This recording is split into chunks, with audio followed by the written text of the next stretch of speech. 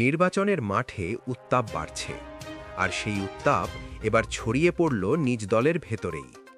নাটোরে বিএনপির প্রার্থীর গণসংযোগকে কেন্দ্র করে বিএনপির দুই পক্ষের মধ্যে সংঘর্ষ। আহত হয়েছেন দলটির দুই গুরুত্বপূর্ণ নেতা। কি নিয়ে এই সংঘর্ষ? কেন শেষ পর্যন্ত গণসংযোগই বাতিল হলো?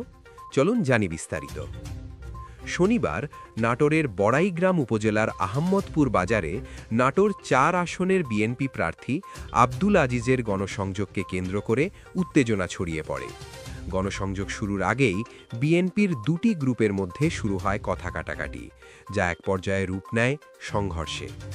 এ ঘটনায় আহত হয়েছেন জোয়ারি ইউনিয়ন বিএনপির নির্বাচন পরিচালনা কমিটির সমন্বয়ক কামাল হোসেন এবং উপজেলা শ্রমিক দলের সাধারণ সম্পাদক সাজিদুর রহমান। প্রত্যক্ষদর্শীরা জানান, এর আগেই আহম্মদপুর বাজার এলাকায় উপজেলা শ্রমিক দল একটি অফিস স্থাপন করে। পরবর্তীতে একই এলাকায় জোয়ারি ইউনিয়ন বিএনপি আলাদা একটি নির্বাচনী অফিস তৈরি করে। আজকের গণসংযোগকে কেন্দ্র করে দুই পক্ষই নিজেদের অফিসের সামনে প্রস্তুতি নিতে থাকে। এই প্রস্তুতি ঘিরেই শুরু হয় বিরোধ। কে আগে অফিস করেছে, কার নেতৃত্বে কর্মসূচি হবে, এসব বিষয় নিয়ে উত্তেজনা বাড়তে থাকে। এক পর্যায়ে দুই পক্ষের কর্মী সমর্থকরা সংঘর্ষে জড়িয়ে পড়ে। খবর পেয়ে দ্রুত ঘটনাস্থলে যান বিএনপির সিনিয়র নেতৃবৃন্দ। তাদের হস্তক্ষেপে পরিস্থিতি নিয়ন্ত্রণে আসে। তবে সংঘর্ষের কারণে প্রার্থী আব্দুল আজিজ আর গণসংযোগে যাননি।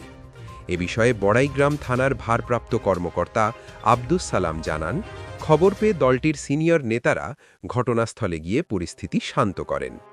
নির্বাচনের সময় দলীয় কোন দল কতটা প্রভাব ফেলবে তা নিয়ে প্রশ্ন তুলছেন স্থানীয়রা। আপনার মতে এই ধরনের অভ্যন্তরীণ সংঘর্ষ কি নির্বাচনী রাজনীতিতে নেতিবাচক প্রভাব ফেলছে? মতামত জানান কমেন্টে। ভিডিওটি গুরুত্বপূর্ণ মনে হলে লাইক দিন, রাজনীতির ভেতরের খবর পেতে শেয়ার করুন, আর নিয়মিত আপডেট পেতে এখনই সাবস্ক্রাইব করুন আমাদের চ্যানেল।